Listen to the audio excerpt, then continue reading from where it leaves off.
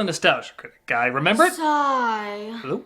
Sigh. Why, do you have something to say, real Tolkien fan? Oh, I was just sighing at the misfortune that you have to review that god-awful animated Lord of the Rings. The Ralph Bakshi one? Oh, I mean, I've talked about it before in the past, and even though I do like the Jackson films more, I do think there's a lot of good things about it. No, there's not. Well, I'm sorry it did nothing for you, but I actually got quite a bit out of it. No, you didn't. Dude, how do you know what I got out of it? Because no real fan would enjoy something so beneath us. Oh, is that so, real movie fan? God, your parents gave you weird names. Yes, we smelt the stench of this film and wanted to congratulate you for tearing it apart. Look, I know this film isn't that beloved, but honestly, I think it gets way too much hate. Gasp! Double gasp. I hope you mean that ironically. No, I legit really like this film. Are you not aware of the masterpieces that are the Peter Jackson movies? Though wait, are we at the point where we dislike them yet? No, we have to wait for one more botched Tolkien project, and then we can say we always thought they were overrated. Okay, I know a lot of people make fun of this movie, especially after the Peter Jackson trilogy came out, but I still think there's a lot to praise about it. Nope, there's nothing. Not one thing, huh? It's just a crazy film by a crazy man who doesn't understand cinema or Tolkien. You want to say that to my face, you elitist bastard? Aw, great, you got Ralph Bakshi involved. So what? He's kind of like social distancing. Far away, there's a lot to study. Up close, it might be dangerous. Well, good thing we're extremely far away. Oh, hey, you got something on your face. Come closer. Oh? How did you do that? Things rarely make sense with him. Oh yeah, well, Peter Jackson took years to film his masterpieces, and you lazily told people to draw. I appreciate where the real talent is at. Oh, you're so right. That's why I mailed you a present for being so smart. Oh, so you have. Well, how kind of you to kindly be so kind. How dare you call me lazy, you brainless babbling bimbo! Do you know how many armies I had to direct in the freezing cold? How many directors said this couldn't be filmed? How many fans, including Peter Jackson, may not have heard of Lord of the Rings if it weren't for me? Yeah, maybe we should give a little background before we go any further.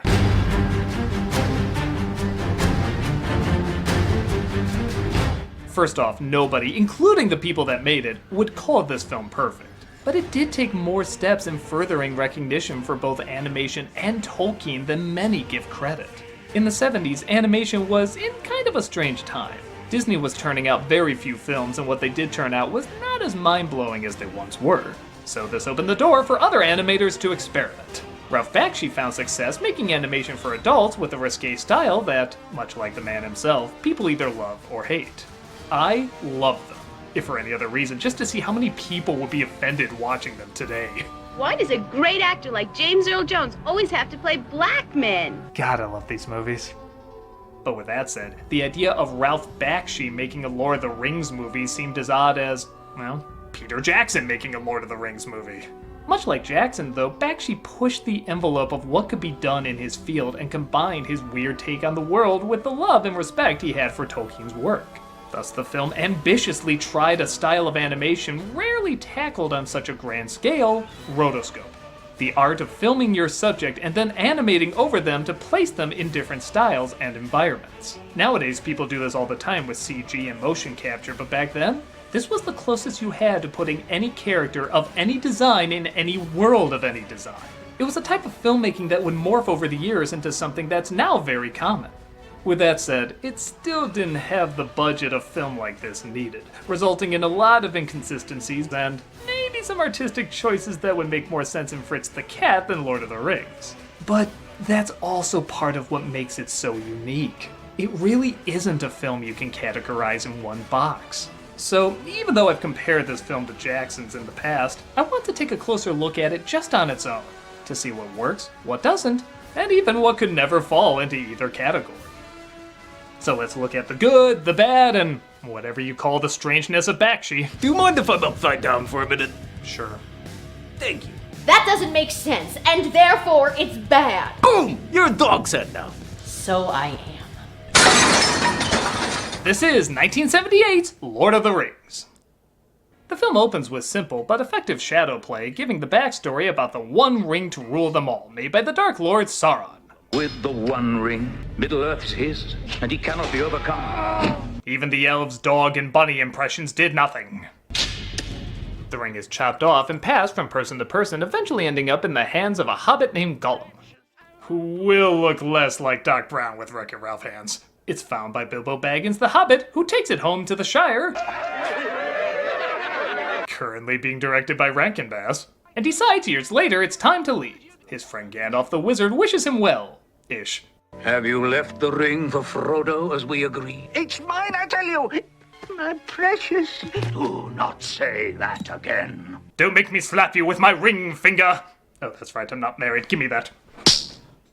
He snaps him back to his senses, and Bilbo leaves never to return. 17 years passed sleepily in the Shire. In a very sloppy edit. Gandalf! That was about a half hour from the Jackson film in 6 minutes. Usually there's bunnies or an ADD idiot required for such a crunch. It's the ring, isn't it? Bilbo's funny magic ring. You always used to look like that when you talked about it. That is one of the things you'll notice, though. Because it is so short and they have to cram in so much, every scene counts. They have to make you feel like this world is real, establish these characters, make you like these characters, and squeeze in a buttload of story. And with almost 1/3 the running time and 1/11 the budget, it's amazing they did this as well as they did. Usually keeping good pacing and an animation style that was very mature for its time. Compare this to what Disney was putting out a year earlier. There was usually big movements, goofy voices, kid-friendly stuff like most animation then. This moved more dramatically, quietly. It wasn't afraid to give you slower moments despite being in such a time crunch. But with that said, it is still a Bakshi film, which of course means there's gonna be some weird over-the-top moments as well. Like how about this weird pointing? You are the one who has the ring now. What are you gonna do, shoot me with that thing? Jesus! It's almost silent film acting, which creates a strange contrast sometimes with the usually grounded voiceovers. Until he passes into the world of shadows. And always twirling, twirling, twirling towards freedom. Even Frodo sometimes gives a face like, what the hell is going on right now? Regardless, the film still holds your attention as Gandalf tells Frodo the ring is evil and he cannot use it, as he will become too dangerous. Then I suppose I must keep the ring and guard it. And I ought to go away somewhere alone. They won't bother the Shire if the ring isn't here. I know I've said it before, but I really do like the way this film gets going better than the other one. I think a lot of that is because Frodo takes more initiative and responsibility in this. He doesn't just solve a riddle and then fall or cry. Sometimes both. For all the pros this movie has, though, it does cost us a Gamgee. What have you heard?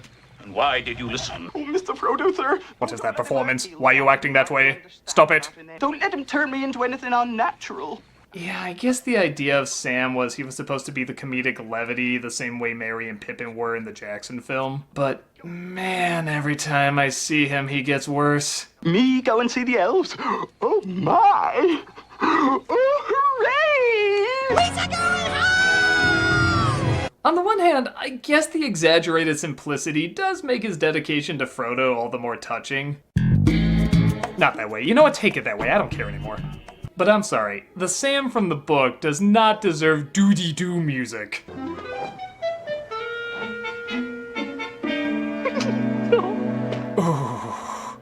Despite Samite 8, Frodo starts his journey bringing Merry and Pippin along as Gandalf meets Saruman at Skeletor's hideout. I have come for your aid in troubled times. The Nine are abroad. Darkness approaches. The Black Riders. God, I want to start every conversation that way. I have come for your aid in troubled times. The Nine are abroad. Darkness approaches. The Black Riders. I'm changing my number. I'm honestly shocked it took you this long. But Gandalf discovers Saruman is totally Slytherin. A new age is upon us. A new power is rising. You are saying that we should join with Mordor? You are the worst Santa in our mall order. You wish the children happy life day, don't you? Would you rather see the Dark Lord have it, or Saruman of many colors? Saruman flashes Gandalf and leaves him on top of his tower via Jackson Pollock's staff. Our Hobbit friends aren't doing much better as they're confronted by a Black Rider. I like how a little more twisted and otherworldly he looks, though the sounds he makes can be a little much.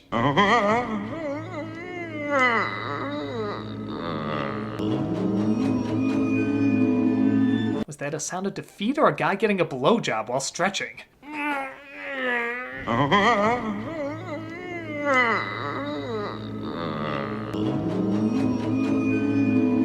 Merry and Pippin admit they're aware of Frodo's mission, and they're coming with him whether he likes it or not. You can trust us to stick to you through thick and thin, to the bitter end. But you cannot trust us to let you face trouble alone and go off without a word. It's funny, Merry and Pippin in this version feel more like real people, but not real people I know very well. Where in Jackson's film, they feel more like movie characters, but they're very fleshed out movie characters. While I like this version fine, I will admit I don't really know the difference between them, apart from Mary's the one that makes this weird Humphrey the Bear face. Bless you, you deceitful scoundrels. Hey! They make it to the inn, where the animation looks a little... too real? This is in part because the cinematographer who shot the footage to rotoscope said he could solarize it, overexposing the film and coloring it to make it look more real and save time. On characters like the orcs it looks good, but on regular people it doesn't gel as well as the more expressive line work. The backgrounds you may notice also are a little inconsistent, sometimes bright and colorful and other times more sketchy, like out of a book illustration. Exactly. Less consistency means less art. You say something, Colonel Dingus? It was her! Huh? That does bring up a good question, Bakshi. Why do the backgrounds vary? I mean, sometimes they look like something out of Sleeping Beauty, and other times they don't even look entirely finished. Oh, I'm sorry. Did you want one style like in the Jackson films? They are pretty. And consistent. What was that? Her again. You see, in animation, you're not just bound to one style. Like in American Pop, the backgrounds reflected the style of whatever time period we were in. So why not do the same thing with fantasy? In a calmer and more relaxed environment, you could go for more solid lines and cooler colors. In a more rustic environment, you could go for more of a paperback illustration. And in a more threatening environment, go more abstract, become more intense and otherworldly. You see, you can't do that in live action. Only animation. Why settle for one style of fantasy when you can have several? Oh, it's certainly throwing everything at the dartboard to see what sticks. Actually, that inspires me. Really? While going for a walk, Mary is exposed to confunk and passes out. Back at the inn, the hobbits come across Aragorn, played by John Hurt. A lot of people took issue that he looked different from the book, having more of a Native American design. Imagine replacing a white dude with a different ethnicity. Next you'll be telling me the live-action reference for Frodo was a woman. But John Hurt's performance still gives me chills for how good it is. Lothlorien is a place of healing. There is no evil in it, unless a man brings evil there with him. I can see Viggo Mortensen as a ranger, but not as king. This dude, I can easily see as both, even when he says lines like this. They'll come on you in the wild. Okay, that's a different Bakshi movie. Frodo, I've seen them!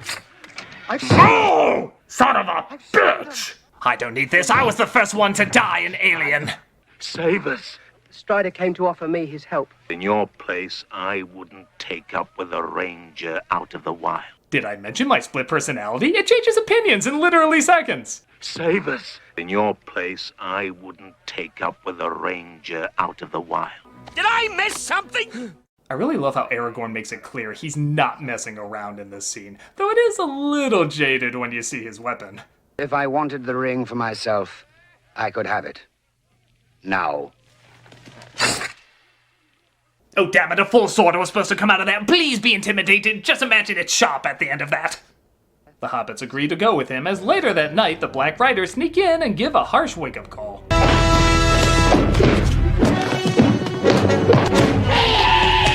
Use your words, Frank. He's always like this when he doesn't get his Applejacks. What the hell? They fool the Black Riders, and they make their way toward Weathertop. But Luthien Tenuvio was the daughter of a king of elves. It's pretty cool that Aragorn tells a story that will mirror his own, with an elf falling in love with a human, sacrificing her immortality for him. And it's nice foreshadowing, even if it's only explored in the Jackson films. She followed him, and so he was her doom. But he was her love as well. Oh, and her life force was also tied to a ring of power. For absolutely no reason. Yeah, that will never make sense. The Black Riders surround our heroes, who are terrified and maybe a little stoned, but Frodo puts on the ring. No! My guy? The Black Riders are chased off, and the shard slowly starts to make its way into Frodo's heart. No, I thought Arwen wasn't in this movie. Legolas! They come across Legolas, played by Anthony Daniels. And I never did mind that both versions switched up who they come across, as in the book they're approached by Glorfindel. Who? Exactly. So I think this makes more sense. I have been on the road for 9 days. Mr. Frodo's been on the road a lot longer than that, and he needs a rest. Am I gonna have to cut a hobbit? The Black Riders catch up, but luckily they have Aragorn to protect them. They have Legolas to protect them. Fly, the enemy is upon us. You know, Frodo, just run. I'm not entirely sure why everything goes slower here, like he put the ring on, or why Frodo suddenly sounds like a 10-year-old in this one line. Go back! Maybe he went through the same 5 puberties the Sword and the Stone kid did. Oh, Sir Actor! Whoa, what? Whoa! But the scene is still creepy, like something out of a fever dream. They sound nice. Take a chance. The river rises up against the evil riders, and Frodo wakes up in Rivendell. Verily I come. I give it unto you.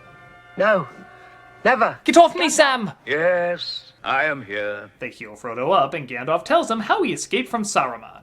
The great eagle Gwahir came in answer to my call. Saruman has never paid enough attention to animals. Much to his father, Sam Eagle's discontent. Freckles 1, civilization 0.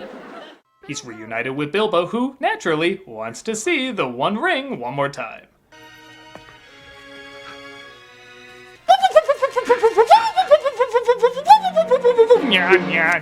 Put it away. They call a council where many have different ideas what should be done with the One Ring. I am Boromir. In a dream, I heard a voice crying to me, "Seek for the sword that was broken." Here is the sword of Elendil of Gondor. Okay, I know I said I wouldn't do that many comparisons to the Jackson films, as I really do like them more and I think they're better put together, but God, I love how they talk in this film. It's in the other version too, but you also have pandering lines like central nervous systems and dwarf women have beards and mission quest thing. Here, they just go for it. Everyone talks with that epic demeanor that was in the book. When someone starts off a sentence with, "in a dream," I actually want to know what that dream's about. As opposed to that friend who's just going to end the sentence with, "Isn't that weird?" In a dream, I heard a voice crying to me, "Seek for the sword that was broken." And you had these wooden teeth. How do you like that?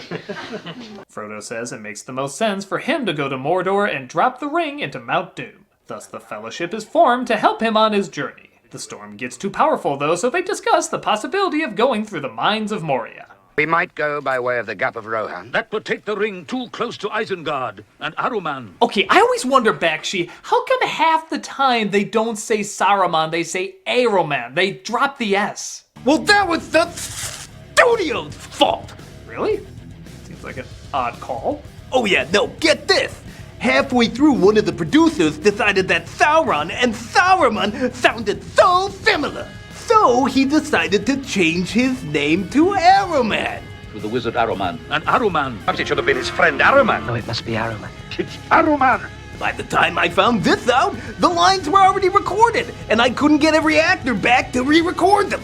Really? You couldn't do ADR? Well, we did it in one scene. But he said to leave as soon as we could. And Merry and Pippin insisted on coming with us as far as Bree. Okay, maybe it's best you didn't try. I guess I could have made an S sound and put it at the beginning of his name. How long since Aruman? Only because Aruman is kind. Aruman's poison too close to Isengard and Aruman. Better? Stranger. That means it's better!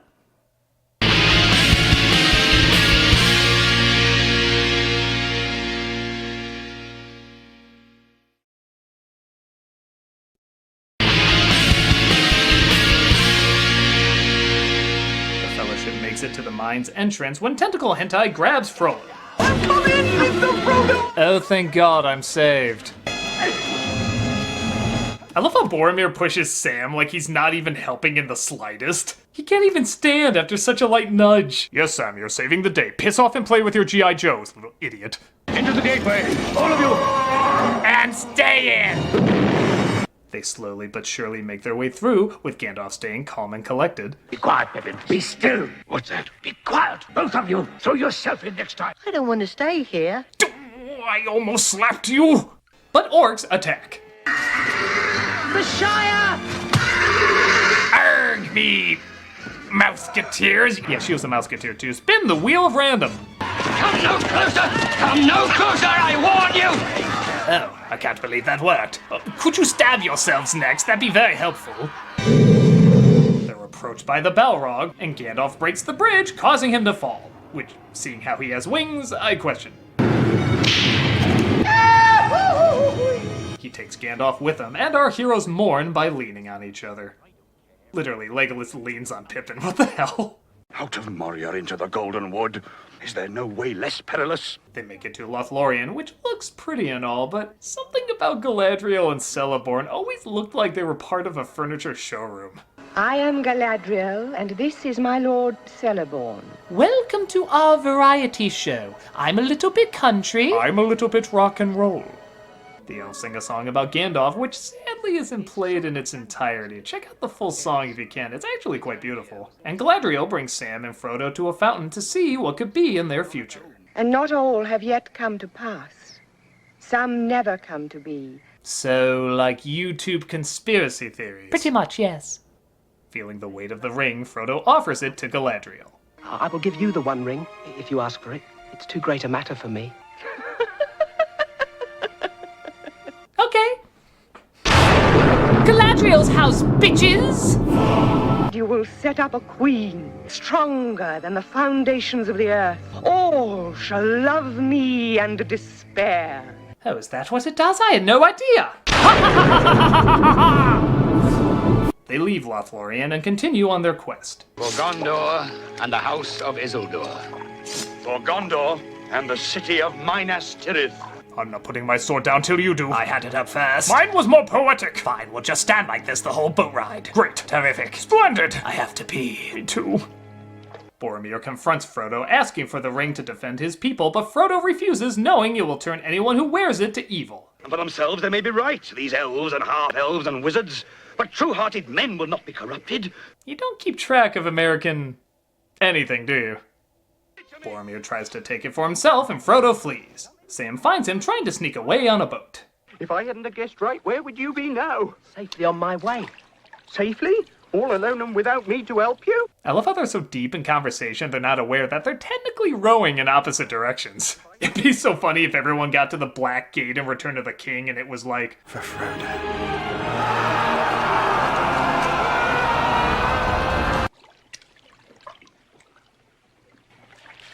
There'd be 3 more movies just wondering where the hell they are. Merry and Pippin, though, come across orcs nearby. We prefer vertically impaired.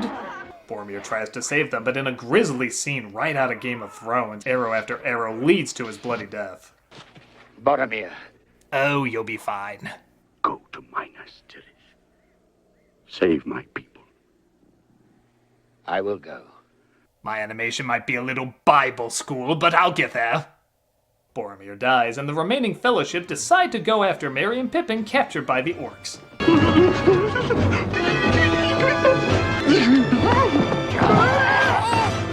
Sheesh, I know you're in pain, but do you have to sound like Shemp Howard drowning? They're stopped by Aromir's men, and I will admit this is the only part of the movie that really drags. It's kind of confusing, but I think they're at a standstill, and every once in a while one may attack, and then they're at a standstill again, and it all looks pretty ugly.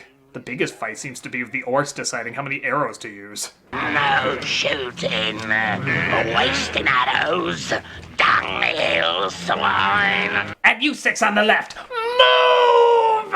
You look like Vegas mimes who died! It's no good groping in the dark. Well, that upped the rating. One of the soldiers saves them, and they escape to come across a talking tree. Not a tree herder. Bet you didn't know Christopher Lee was in both these versions. I think he even modeled for this one. You may call me Toribia. That's an odd name. Isn't that like calling a person Manstache? Awkward animation at 12 o'clock. Tree-killing orcs and their masters. Did their applause need a minute to load? What was that? Meanwhile, Frodo and Sam are approached by the walking turd Gollum, who is not very cooperative. I think your rope might prove useful again, Sam. No. Jesus, it's like asking a Karen to put on a mask. Smeagol will be very good. They get him to calm down and lead them to Mount Doom while Aragorn and the others have a surprise visitor of their own. I am Gandalf. That moment passed. Gandalf. He explains what happened after he and the Balrog fell. Until at last he fled back up the secret ways of Moria, above the mists of the world. Wait, no, you're supposed to have landed on top of another mountain. Yeah, how did they explain that? He tells them of the attack that's about to occur on Helm's Deep, and the importance of getting King Theoden to protect it. Theoden has grown old, and leaves everything in the hands of his new minister, Reimer Wormtongue. He was going to go with another advisor, Shirley Happy Truth Teller, but he had a gut feeling about the name Wormtongue, you know? So they follow Gandalf the Grey, or K White, and they put Wormtongue in his place. Theoden is told about his lies and asks Reimer if he truly is working for Saruman. I will not harm you. Is it so? Does that count as a no? My sister-daughter. My sister, my daughter! Eowyn, my only loyal kin. My backstory is... oh, never mind. Just over 2 hours, forgot. Theoden gets his army ready, leading to one of the film's more cryptic moments. Aragorn, my lord, is there any hope for us? Does that count as a no? Okay, you need to read the room. The armies are in place, the sky goes red, and we begin... honestly, a really friggin' awesome battle. The red makes the orcs look like something right out of hell. The music is just as cryptic as anything from Howard Shore's score, and this is the first time an animated film could show a battle with hundreds of people on a scale like this. Well, nowadays you would just CGI all that shit, but we couldn't do that. So we had to film the armies attacking the castle, and then not only draw over them, but place more soldiers in the background so it appeared larger than it was. But even knowing that, there's still a battle you had to shoot outside a castle with all these extras. Yeah, it took forever to set those shots up. In fact, after God knows how long to get all the extras in place and their actions synchronized, a producer yelled, "Launch!" before I could even get the shot. So some of the footage you see is literally them walking to lunch. Oh, so that's why some of them are holding sandwiches. Yes, but the battle in the other film had more stunts and looked more realistic, therefore it was better. Oh yeah, well sure, you could do more stunts when you're frickin' invincible! They leap into certain death 1,000,000 times and never get a scratch on them! If I did that, they'd say I made it too cartoony! I knew if I wanted people to take it seriously, it had to be more violent and gory! When someone gets hacked, it really feels like someone's getting hacked! They don't always have the best strategies, though. Like, look here. Arrows are being fired and no one takes cover. That's your biggest problem? How about asking why they're using a battering ram on a wall with the doors right there? Oh, yeah. Wait, did you just help make my point? Well, I mean, that depends. Is that you screaming from a monster's mouth? Oh god, not again! Huh? Yeah, I thought I'd give you a break, sweetie. That's very kind.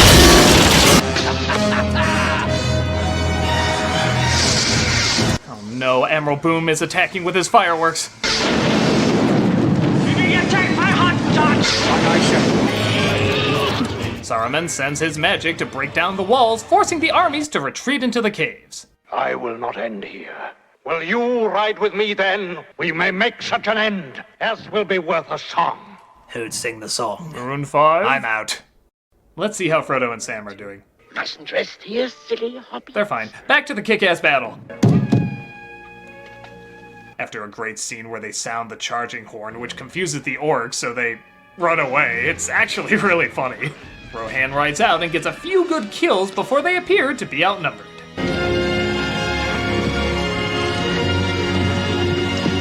The film does a good job making you think this might actually be their last stand before You know, everything started that fake out. But Gandalf brings an army in time, as well as the theme to Star Trek IV. They fight back the orcs. Gandalf throws his sword in the air. It presumably falls on Legolas. Ah! Didn't even get a 3PO joke. And we're given one of the main reasons people hated this movie when it first came out. That ends the first part of the history of the War of the Ring. Yup, nobody was told this was a two-parter. Despite Bakshi saying people would be pissed, the film was advertised as simply Lord of the Rings. Not Part 1, not Fellowship of the Ring, not even the Two Towers, just Lord of the Rings, all in one movie. Both newcomers and fans of the books were furious, to the point where when it was released on DVD, a longer narration made it very clear this was Part 1, despite there never being a Part 2. So too ends the first great tale of The Lord of the Rings. The thought was folks wouldn't pay to see only one half of a movie, not knowing they'd be even more pissed if they were straight up lied to. Huh, so the film was such a disappointment they never made a sequel. Not exactly. Rankin Bass, the people who made the animated Hobbit, also made an animated Return of the King. It's completely different in style, but it does wrap up the story if anyone wanted to see an animated ending. But nevertheless, the film bombed so hard no one would dare dream to make another. Actually, despite the hate it gets, it was a financial success. What? In fact, it inspired other adaptations of Lord of the Rings, including a popular radio production that even brought in some of the actors from the film. The sequel wasn't made because so many people were pissed off at it, and Bakshi eventually had a falling out with the producers. Well, whatever, as long as people hate it. Well, there's certainly many of those, but I really feel like something's being lost by completely dismissing it. Bakshi's film is like a rustic, beautiful mug, compared to Jackson Films, which is like a polished, highly manufactured, beautiful mug. Yes, one is technically better made and has fewer flaws, but there's still admirable artistry and effort put into the flawed one. They're both impressive works in their own right. Jackson even took inspiration from Bakshi's film, lifting some scenes directly from this version and even ending Two Towers at the same point despite the book not ending there. The film is also reportedly what got Jackson into the Lord of the Rings books. And I'll admit, the same can be said for me. When I saw this film, it was unlike any other animated film I'd ever seen. I immediately wanted to know more about this world and was blown away that a realistic style very similar to Disney could be taken so seriously for adults. When I did read the books, I was more amazed at how much was the same as opposed to how much was left out. Remember, adaptations back then took even more liberties than films today. There was no internet yet for fans to complain about the differences. And, maybe because we do have other film versions now, it is growing a bit of a fan base. You see it referenced in things like South Park, and people are digging it as kind of the grindhouse version of the epic story.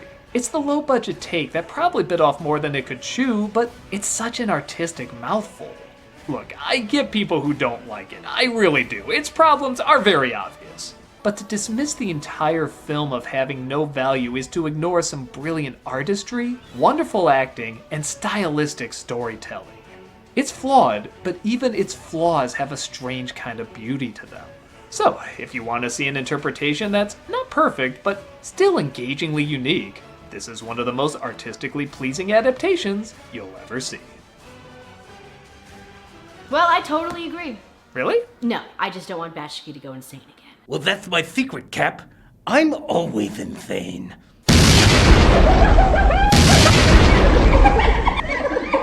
With the weather vane spin, alas, it's time to leave.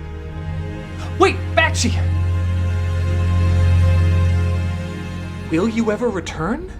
When the wind changes, dear lad. When the wind changes. Why then? It's intentionally vague. That way I can come back whenever.